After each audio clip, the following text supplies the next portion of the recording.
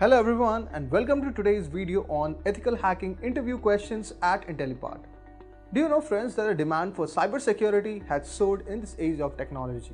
Ethical hackers identify weaknesses before others do. This makes them essential digital defenders. In the field of financial, medical and technological market space, there are a lot of lucrative opportunities. Companies place a great value on knowledgeable personnel who protect their digital assets. And the result is definitely a profitable salary. In the United States, the median salary is between $98,000 to $120,000 annually, depending upon your experience, location, and kind of expertise. Now, in order to crack this job role, we will be discussing the interview questions on the fundamentals of networking, programming, and cybersecurity. And also, I would like to advise you that you can increase your salary by adding certain certifications like CEH, CompTIA Security Plus and CISSP. I hope so. You would have been definitely intrigued by this data. Now before we discuss our ethical hacking interview question, I request you guys that do not forget to hit the subscribe button and click the bell icon. So guys, let's start with ethical hacking interview questions. And the first question is, it is a kind of a very basic question and most frequently asked, like what is ethical hacking if you are a beginner? So you would answer something like this. Ethical hacking involves cybersecurity experts deliberately testing computer systems, networks, and applications for vulnerabilities. It's done with the owner's consent to identify and fix potential security weaknesses, thus protecting against malicious attacks. This proactive approach helps organizations strengthen their defenses and safeguard sensitive data. I hope so guys, you would have got a brief idea regarding what is ethical hacking. Now let's move on to our next question. And the next question is, what is the main goal of ethical hacking? The main goal of ethical hacking is to identify and rectify vulnerabilities in computer systems, networks, and software applications. By mimicking the techniques used by malicious hackers, ethical hackers aim to locate weak points in security measures before they can be exploited. This proactive approach helps organizations enhance their cybersecurity defenses and ensure the protection of sensitive information from potential cyber threats. I hope so. You would have got the idea regarding what are the main goals of ethical hacking. So let's move to the next question. And the next question says that explain the difference between white hat, black hat, and gray hat hackers. So white hat hackers are ethical cybersecurity experts who work to uncover vulnerabilities in systems and networks, often hired by organizations to improve their security. Whereas if I talk about black hat hackers, they engage in malicious activities, exploiting weaknesses for personal gain or harm. And gray hat hackers fall in between. They identify vulnerabilities without authorization, but they may or may not disclose them to the affected parties. While white hat focus on ethical practices, black hat engage in illegal activities, and grey hat operate in morally ambiguous area, sometimes causing debates about their intentions and methods. So I hope so guys, you would have got the idea regarding white hat, black hat, and grey hat hackers. Now let's move to the next question. So the next question is, what is penetration testing? So guys, penetration testing is often referred to as pen testing. It's a cybersecurity practice where authorized professionals simulate cyber attacks on computer systems, networks, or applications. The goal is to identify vulnerabilities and weaknesses that could be exploited by malicious hackers. By performing these control tests, organizations can uncover security gaps and assess their defenses, thus allowing them to proactively address potential threats and enhance their overall cybersecurity posture. Penetration testing helps in strengthening security measures and safeguarding sensitive information from real-world cyber threats. I hope so guys, you would have got an idea regarding what is penetration testing. Now let's move to the next question. So guys, your interviewer can ask this question, that name a popular penetration testing framework. So you can answer something like this. One popular penetration testing framework is Metasploit.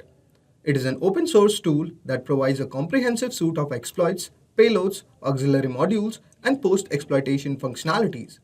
Metasploit allows security professionals to simulate a wide range of attacks and assess vulnerabilities in systems and networks.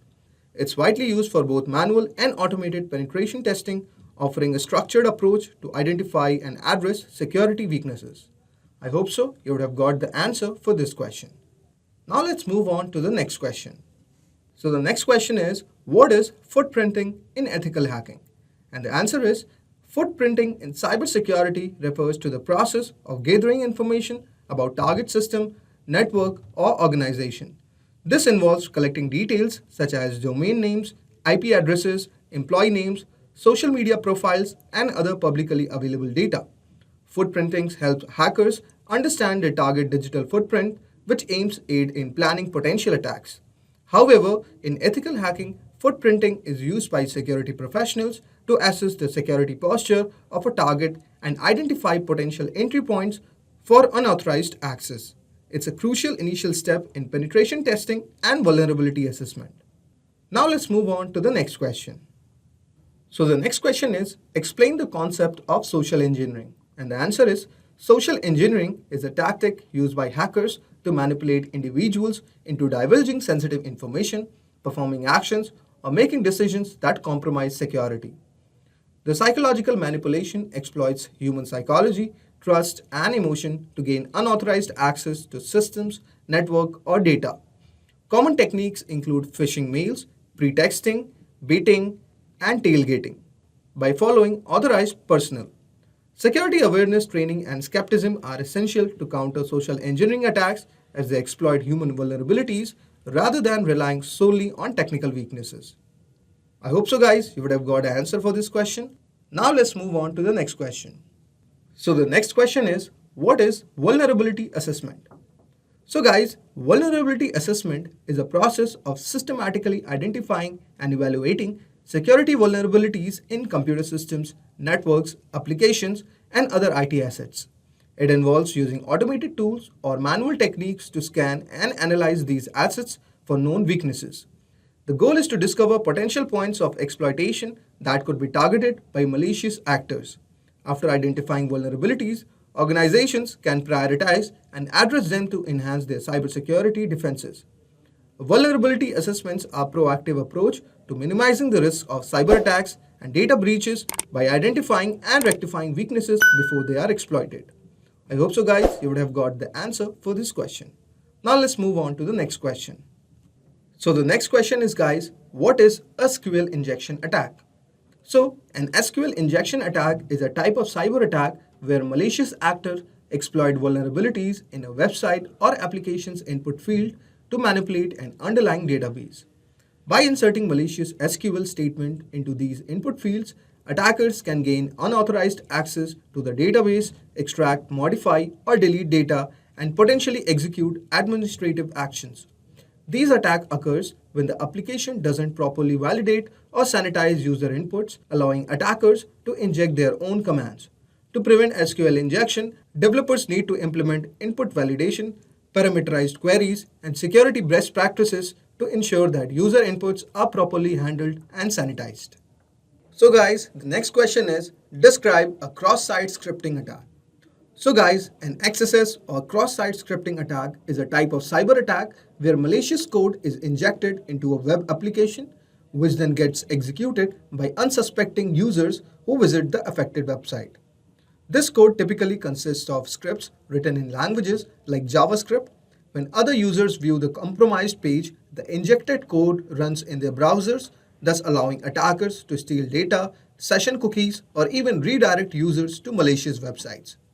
To prevent XSS attacks, developers should implement input validation and output encoding, as well as use security mechanisms like Content Security Policy (CSP) to restrict execution of unauthorized scripts on web pages.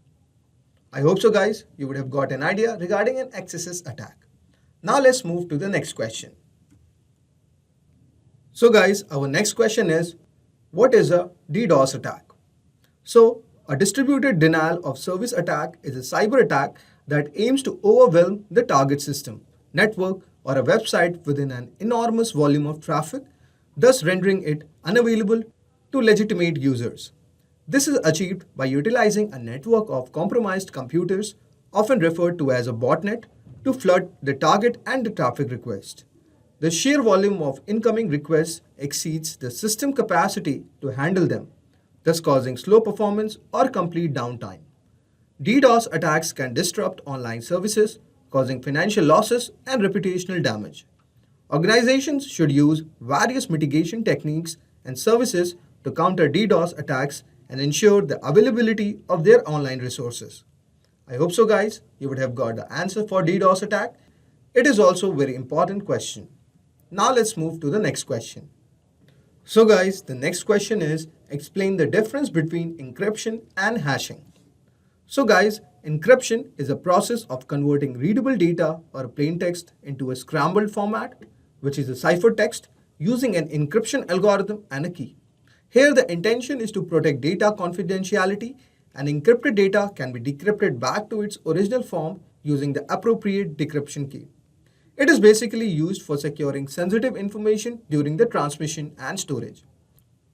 Whereas hashing involves transferring input data of any size into a fixed size of string characters called hash value or hash code. Hashing is a one-way process, meaning it's not feasible to reverse the process to retrieve the original input. Hash functions are commonly used for data integrity verification, password storage, and creating digital signatures. I hope so guys, you would have got the idea regarding encryption and hashing. So guys, our next question is, what is a firewall? So guys, firewall is a network security device or software that acts as a barrier between trusted internal network and untrusted external networks, such as the internet. It monitors and controls the incoming and outgoing of network traffic based on predetermined security rules. Firewalls help prevent unauthorized access, cyber attacks, and the spread of malicious software by allowing or blocking traffic based on factors like source IP, destination IP, port numbers, and protocols. I hope so guys, you would have got an answer regarding what is a firewall. So this is a descriptive way of answering the same question. Now let's move on to our next question. So guys, our next question is, what is a man-in-the-middle attack?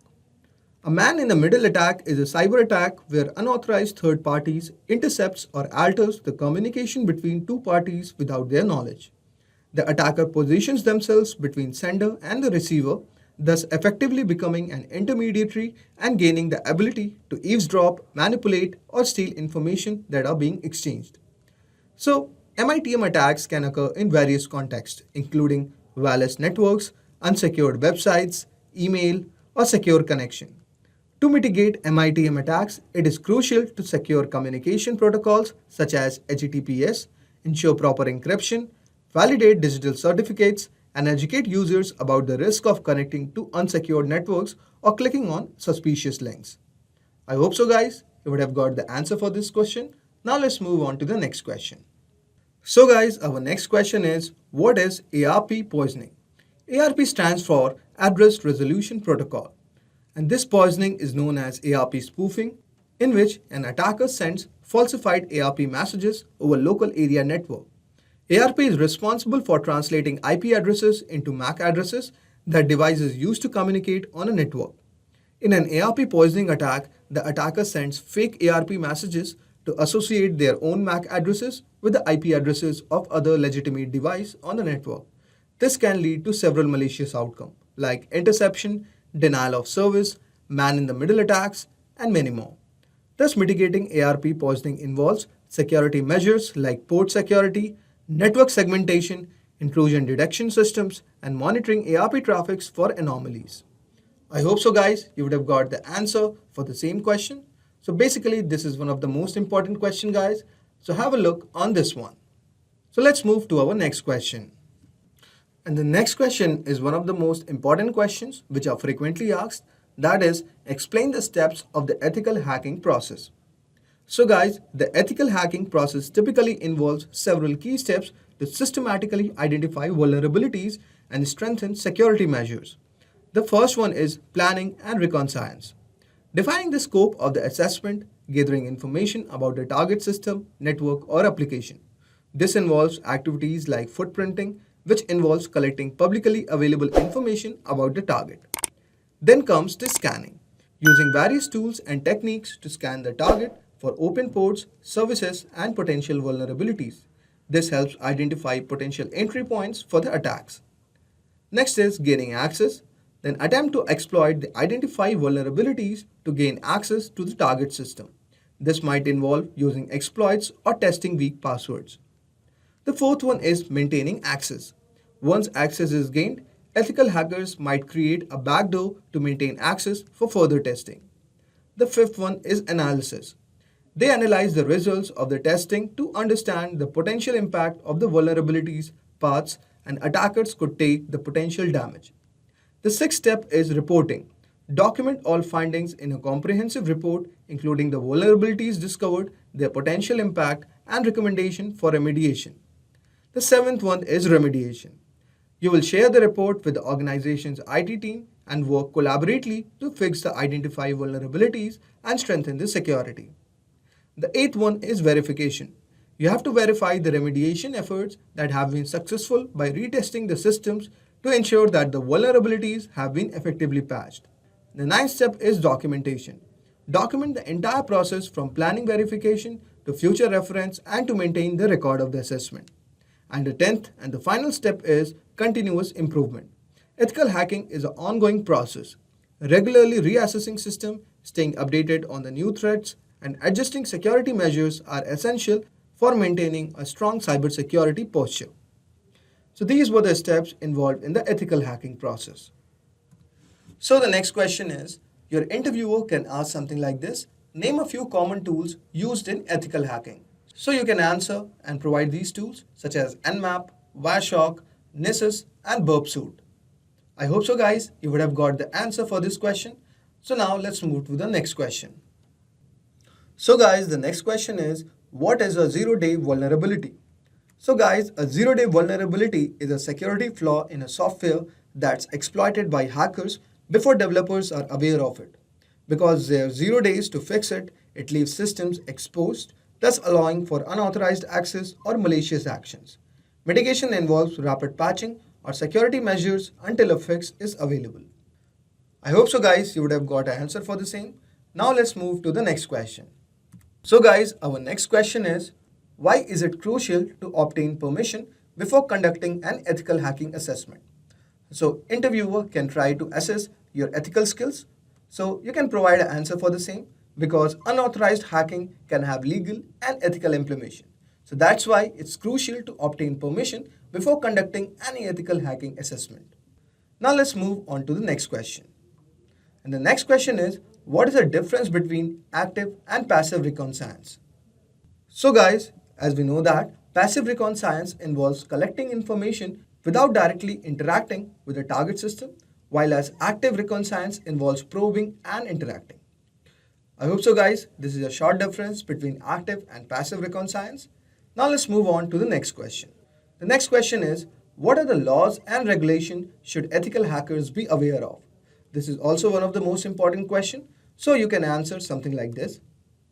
Laws like Computer Fraud and Abuse Act, CFAA in the United States, and the General Data Protection Regulation in the European Union are some of the laws and regulations which basically ethical hackers should be aware of. There are many more, but you can answer these two.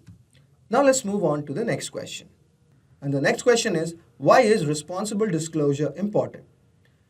Actually guys, responsible disclosure is very important because it involves reporting vulnerabilities to the software vendor before making them public. So that's why it is very important to share the responsible disclosure. I hope so guys, you would have got the answer for the same. Now let's move to the next question.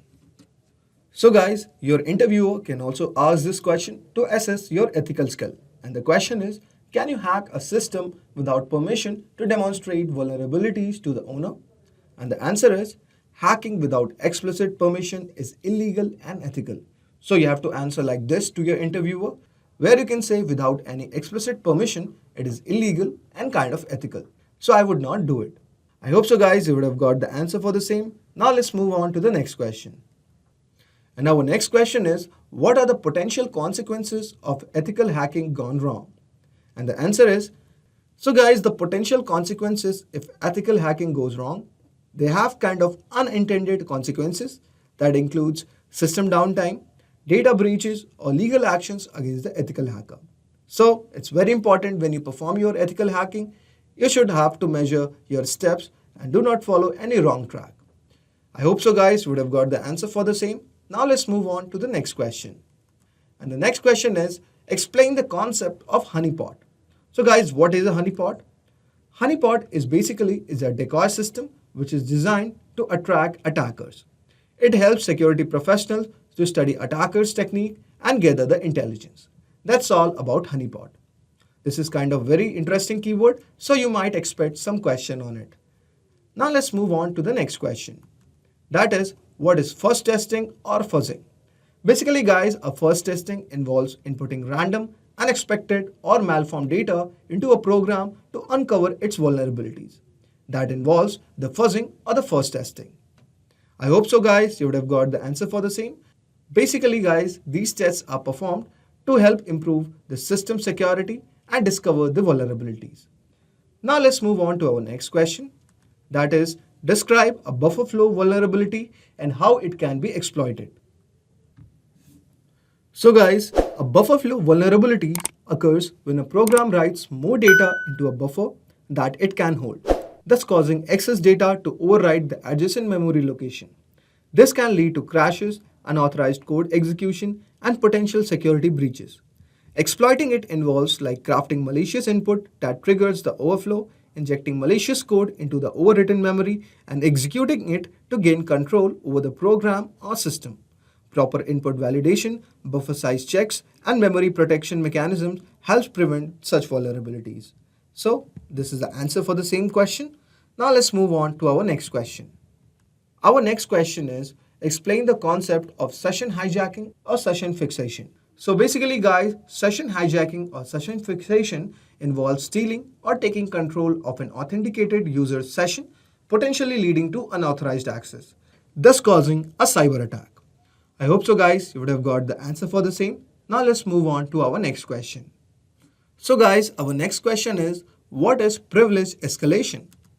So guys, privilege escalation involves gaining higher levels of access rights than intended, thus allowing attackers to access sensitive resources.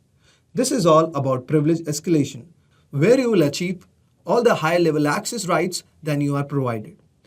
This will help to access all the sensitive resources so that thus allowing a hacker to cause an attack. I hope so guys, you would have got the answer for the same. What is privilege escalation? Now we move to our final question, that is, how can you secure a wireless network against the attack? It is a very important question and kind of a very interesting question. So guys, we will answer this question something like this. So guys, securing a wireless network against attacks involves implementing various measures to protect its confidentiality, integrity, and availability. Here are some of the key steps. So the first step is change default credentials. Update default usernames, passwords for routers, and access points to strong and unique ones. The second one is use strong encryption. Employ WPA3, which is Wi-Fi protected access 3, encryptions and strong passwords. Avoid using WEP or WPA 1x2 as they are less secure. The third step is you have to disable the SSID broadcasting. Hide your network's name to make sure that it is less visible to the attackers. The fourth one is you have to implement the MAC filtering. Only allow specific devices to connect by whistling their MAC address. The fifth one is regular firmware updates. Keep a router device and firmware to date fix security vulnerabilities. The sixth step is you have to enable the firewall. Use the built-in firewall in your router to filter incoming and outgoing traffic. Seventh step is network segmentation. Create guest networks to isolate guest devices from your main network. The eighth step is intrusion detection or prevention. Set up systems that can detect and prevent unauthorized access and attempts. The ninth step can be a physical security. You have to place routers in secure locations to prevent physical tampering. The 10th step can be disabling remote management. Turn off remote management options unless it is required. And the final could be VPN. Set up a virtual private network for secure remote access to your network. I hope so guys, you would have got the answer for the same. That was all for today's video guys. I hope so you would have enjoyed our today's video on ethical hacking interview question. Just a quick info guys, Intellipaat offers advanced certification in cybersecurity by E and ICT IIT Guwahati. The advanced certification in cybersecurity program aims to help you gain expertise and knowledge in cybersecurity. The IIT Guwahati faculties will help you cover all the required cybersecurity skills such as cryptography, ethical hacking, application securities, etc. Also, you'll get to master tools such as Linux, SQL, Nikto, and Microsoft Baseline.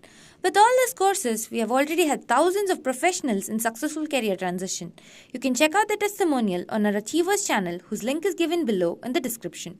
Without a doubt, this course can set your careers to great heights. So visit our course page. Visit our course page on the link given below in the description. Take your first step towards the career growth in the field of cybersecurity.